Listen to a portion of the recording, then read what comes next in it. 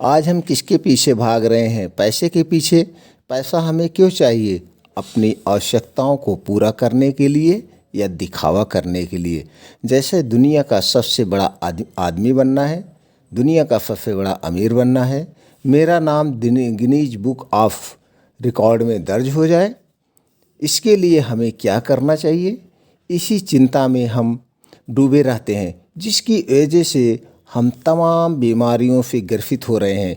इसी वजह से न तो हमारी आवश्यकताएं पूरी हो रही है और न ही हम सुख चैन से नींद ले पा रहे हैं।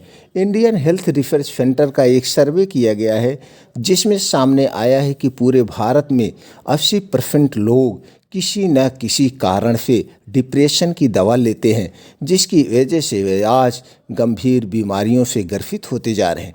बहुत चिंता का विषय है। इसके लिए हम लोगों को जागरूकता होने की ज़रूरत है। हम चिंता क्यों करते हैं? चिंता का कारण क्या है? अगर हम चिंता के कारण को जान गए तो हम अपने आप को चिंता से मुक्त कर सकते हैं। वैज्ञानिकों के अनुसार चिंता के प्रमुख 3 कारण हैं: भूत, भविष्य और वर्तमान। इन तीनों में हम उलझे हुए हैं। इन तीनों के महत्व को हम नहीं समझ पा रहे हैं। चलिए हम इन 3 समस्याओं का हल इस कहानी के माध्यम से समझते हैं। दोस्तों, विश्वास मानिए, इस कहानी हमें पूरा जीवन जीने का तरीका बता देगी। हमें सुख से रहने का हम कभी निरोग नहीं होंगे। इसके पहले कि हम कहानी में खो जाएं, चैनल को सब्सक्राइब करके हमारे फैमिली मेंबर बन जाएं और यार दोस्तों को शेयर कर दें। एक समय की बात है, एक गांव में एक गरीब परिवार रहता था। उस परिवार में माँ और बेटा 2 ही लोग थे। बेटा अभी छोटा था। माँ मजदूरी का काम करके अपने बेटे का भरण पोषण करती थी।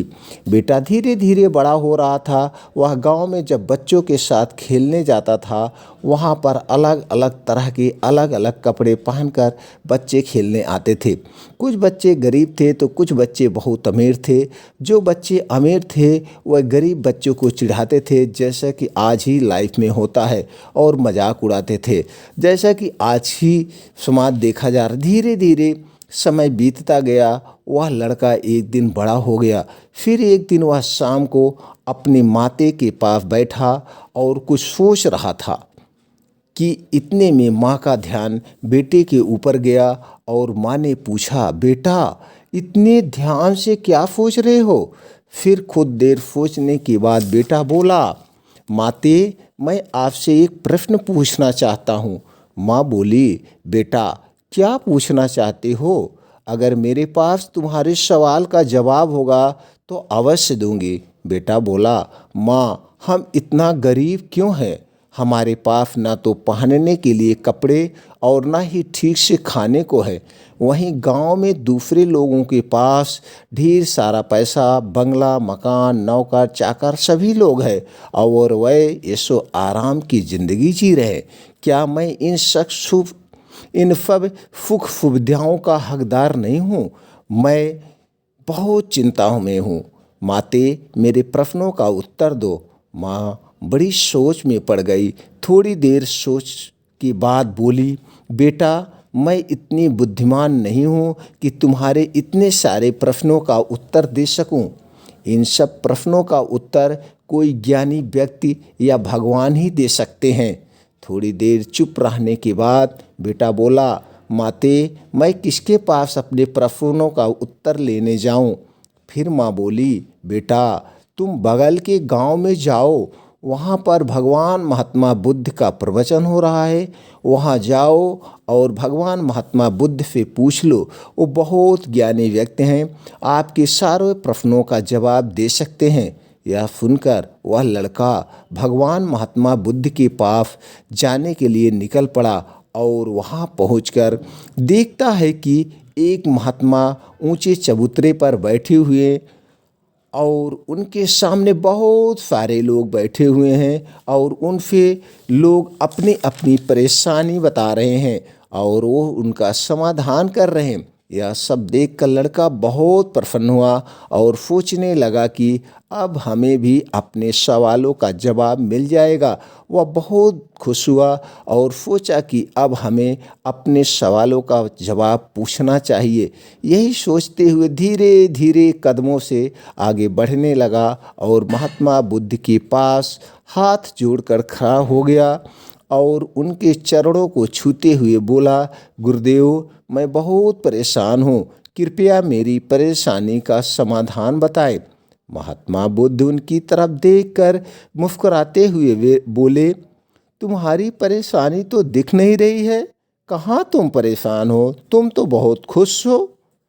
लड़का बोला, गुरुदेव, मैं अंदर से बहुत परेशान हूँ। यही सब वार्ता चल ही रही थी कि इतने में एक शिष्य दौड़ता हुआ महात्मा बुद्ध के पास आकर हाथ जोड़कर कहता है कि महात्मा जी, पड़ोस गांव में एक बूढ़ा आदमी अपने अंतिम सांस ले रहा है और उसकी अंतिम इच्छा है कि वह मरने से पहले आपके दर्शन करना चाहता है। यह सुनकर भगवान महात्मा बुद्ध उठकर उस गांव की तरफ चल पड़े और उस बालक को बोले, चलो हमारे साथ, आज तुम्हारे सारे सवालों का जवाब मिल जाएगा।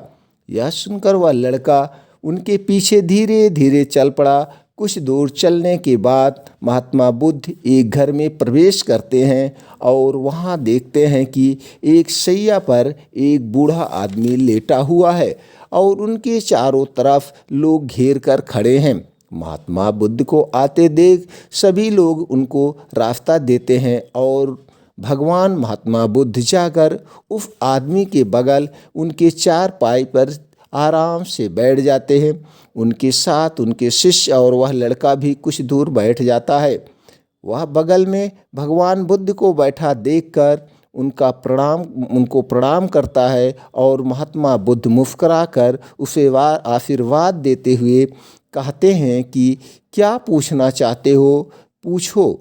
फिर वह अंतिम सांस लेता हुआ वृद्ध बोला, महात्मा, मैं अपनी अंतिम सांस में चल रहा हूँ, मेरे कब प्राण निकल जाए मुझे कुछ नहीं कहा जा सकता है। इसके पहले मेरे मन में बहुत सारे सवाल उठ रहे हैं। मैं सुख की मौत मरना चाहता हूँ, इसलिए मेरे वो सारे प्रश्नों का जवाब चाहिए।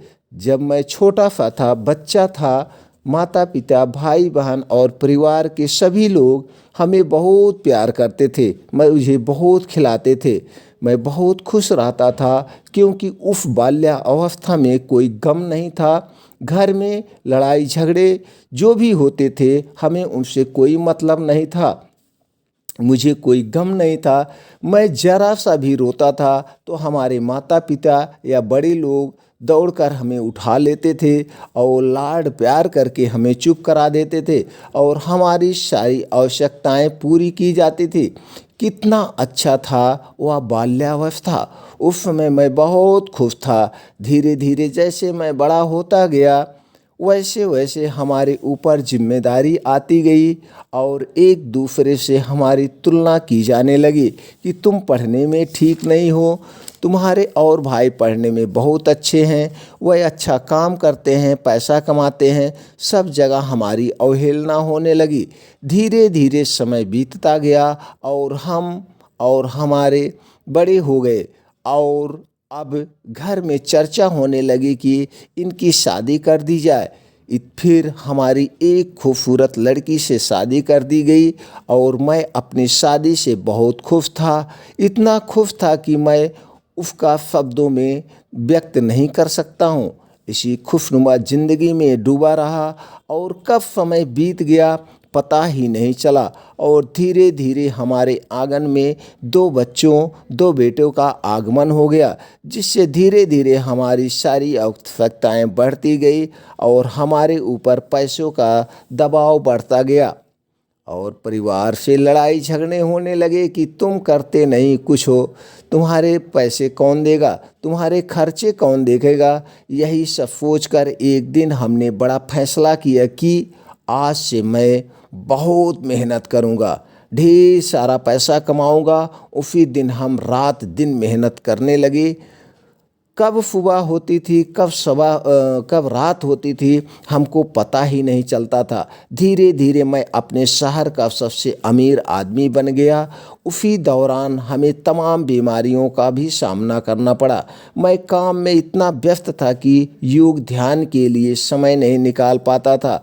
सोचा तो कई बार कि मैं ध्यान करा करूं जिससे स्वस्थ रहूं, लेकिन नहीं कर पाया। कितनी बार सोचा कि आपसे मिलकर कुछ उपदेश ले लूं जिससे मैं ध्यान धन्य हो जाऊं, लेकिन सोच कर भी नहीं कर पाया। मैं हमेशा इसी में उलझा रहा कि मैं कितना धन इकट्ठा कर लूं कि मेरे बच्चे और परिवार कभी दुख का सामना ना करना पड़े।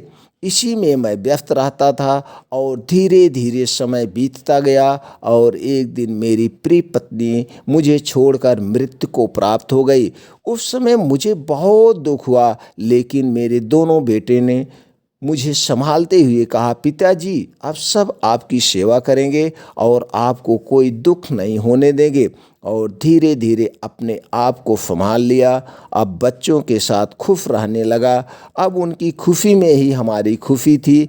इतने समय में मैं सीख गया कि मनुष्य अपने भूत भविष्य वर्तमान में उलझा रहता है। वह भविष्य को संवारने में लगा रहता है, वर्तमान में जी ही नहीं पाता है, जिससे वह हमेशा अपने दुखों से घिरा रहता था। वहाँ एक बच्चे को ले लो, वह अपने वर्तमान में जीता है, उसे भूत और भविष्य की कोई चिंता ही नहीं रहती है, जिससे वह हमेशा खुश रहता है। इसीलिए हमें भूत भविष्य की चिंता ना करते हुए अपने वर्तमान में जीना चाहिए और सुखों का आनंद लेना चाहिए। कभी कभी धन के पीछे नहीं भागना चाहिए। अगर यही बात तुम पहले समझ गए होते तो भविष्य के पीछे नहीं भागते। तुमने पूरा जीवन भविष्य को संवारने में और अतीत को याद करने में बिता दिया। कभी तुमने तो सोचा भी नहीं कि मैं वर्तमान में जीऊँ, कुछ दान पुण्य करूं, कुछ ध्यान करूं और वर्तमान का आनंद लूं और कुछ ऐसे ही सत्य की खोज करूं जो अपने साथ लेकर जा सकूं। लेकिन ऐसा तुमने कुछ नहीं किया। वह वृद्ध आदमी हाथ जोड़कर भगवान महात्मा बुद्ध से कहता है कि मैं मानता हूँ कि मुझसे गलती हुई है। भगवान मुझे कुछ ऐसा सूत्र बताने जिससे मुझे और मेरी आत्मा को संतुष्टि मिले और मोक्ष प्राप्त हो। यह सुनकर महात्मा बुद्ध ने उस आदमी का हाथ सहलाते हुए कहा कि अब तुम एक सूत्र समझने लायक रह जाते हो कि जो कुछ तुमने पाया और खोया सब इसी ब्रह्मांड का था और यहाँ पर रहेगा और साथ कुछ भी नहीं जाएगा। साथ जाएगा तो एक सत्य जो अमर और अजर है। हमें हमेशा सत्य की खोज करनी चाहिए। यही हमारे जीवन का उद्देश्य होना चाहिए। इस सब सुनने के बाद वह वृद्ध आदमी बोला कि महात्मा बुद्ध मैं धन्य हो गया। और यह कहते हुए वह अंतिम सांस लेता है और महात्मा बुद्ध वहाँ से चले जाते हैं और उस बालक से पूछते हैं कि अब तुमको तुम्हारे प्रश्नों का तो उत्तर मिल ही गया होगा। तब वह बालक हाथ जोड़कर भगवान महात्मा बुद्ध से कहता है, हाँ गुरुदेव। फिर महात्मा बुद्ध बालक से कहते हैं कि तुम सबको बताओ कि तुम ये सब करते हुए आदमी से क्या सीखा, मतलब मरते हुए आदमी से तुमने क्या सीखा। बालक कहता है कि गुरुदेव इस धरती पर हम खाली हाथ आए हैं और खाली हाथ जाएंगे, हमारे साथ कुछ भी नहीं जाएगा। इसीलिए हमें भूत भविष्य में नहीं पड़ना चाहिए। हमें अपने वर्तमान में जीते हुए अपने जीवन का समय सत्य की खोज में लगाना चाहिए। अगर हम अपना कुछ समय सत्य की खोज में लगाते हैं तो हमें मोक्ष प्राप्त होगा और अगले जन्म में हम एक सत्य का निर्माण करेंगे। दोस्तों, इस कहानी से हमें यही सीख मिलती है कि जो जीवन हमको मिला है उसको हम किसी नेक काम में लगाएं, भूत भविष्य में ना भागें। हम अपने वर्तमान में जिएं और अपने जीवन का आनंद लें। हमको ऐसा काम करना चाहिए कि उससे दूसरों को कोई कष्ट ना हो पहुँचे और हमेशा दीन दुखियों की सेवा का भाव रखें। इससे हम हमेशा मन धन शरीर सुखी रहेंगे, कभी हमें कष्ट का सामना नहीं करना पड़ेगा। दोस्तों, अगर ये कहानी आपको लगती है कि इससे हम प्रेरित हैं, इससे हमारे लाइफ में सुधार हो सकता है, हम सुखी रह सकते हैं, दूसरे को भी ये कहानी सुन के उनको भी अपने जीवन में कुछ संतुष्टि कुछ सुधार कर सकते हैं, तो दोस्तों शेयर ज़रूर करें। फिर मिलते हैं अगले वीडियो में।